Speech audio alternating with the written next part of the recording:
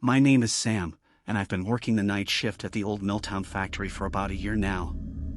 It's a lonely job, just me and the hum of machines that never seem to stop. But last night, something happened that I still can't quite explain. It was around 3 a.m., the time when the world feels most still, and I was making my usual rounds. That's when I heard a faint whisper, almost like someone calling out. I shook it off as my imagination. After all, I was the only one there. But then it came again, clearer this time, Sam. I stopped dead in my tracks. The voice seemed to be coming from the storage room, a place we rarely ever go into since the incident a few years back where a worker, well, let's just say he didn't make it out. I mustered up my courage and edged toward the door, the whispers growing louder with each step. With a shaky hand, I reached for the doorknob, the metal cold and unwelcoming. The moment I cracked the door open, a chill swept over me, and the whispering stopped. The room was pitch black, darker than any night, and it felt like something was watching me from the shadows. I should have turned back, but I didn't.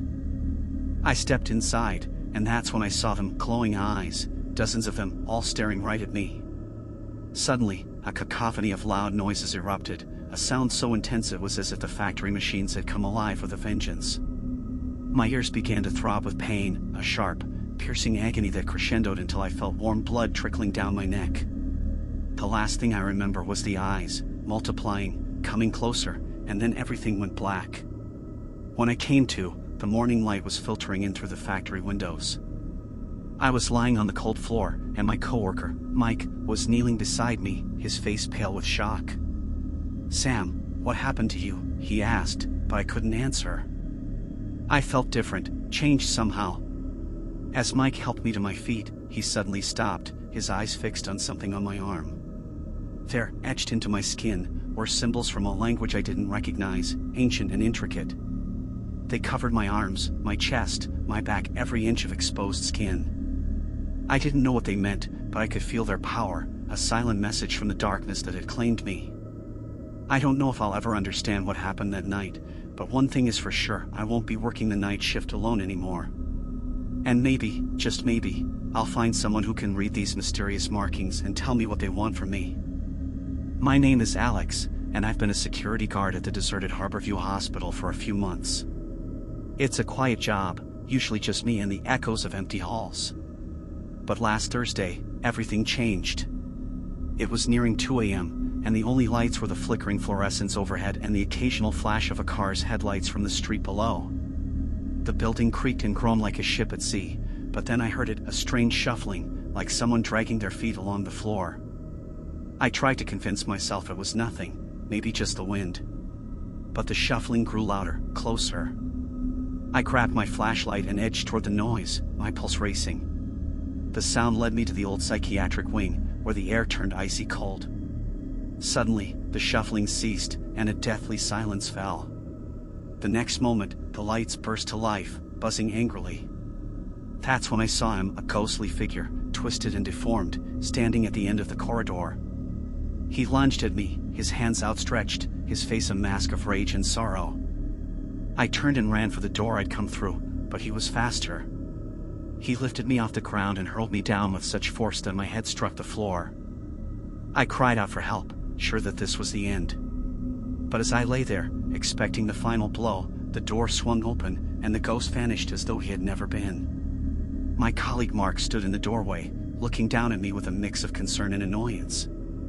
"What's going on, Alex?" "You look like you've seen a ghost," he said, not knowing how right he was. He'd come back because he'd forgotten his phone. It took me a while to get back on my feet, and even longer to shake the terror of that night. I handed in my resignation the next day. Some things are just too much, and some jobs, well, they're not for the faint of heart. My name is Anna, and I've been the night guard at the city's old library for a couple of years. It's a place filled with whispers of the past, but nothing prepared me for what happened last Tuesday. It was nearing midnight, and the only light was the soft glow of my desk lamp. As I patrolled the aisles, a chilling whisper caught my attention. "Let me in," it said, so faint I thought I imagined it. "Who's there?" I called out, but only silence answered. I tried to shake off the unease and continued my rounds when I heard it again, this time louder, "Let me in." I spun around and saw him, a small child, pale as moonlight, with eyes like dark voids. "Please," he whispered, but something in his voice made me recoil. I refused, backing away, and with each refusal, his voice grew more furious, his screams echoing off the walls until they were almost inhuman. I ran to the security room, locking myself in, watching the monitors with wide eyes. There he stood, in the middle of the reading room, his presence an unnatural blight. I blinked, and he vanished. The rest of the night was a blur of terror. The whispers didn't stop, and the cold seemed to seep into my bones. When dawn finally broke, the child was gone, but the memory of his empty eyes remained, haunting me. I no longer work nights at the library. The whispers still reach me in the dark, and I fear he's still out there, waiting for someone to let him in.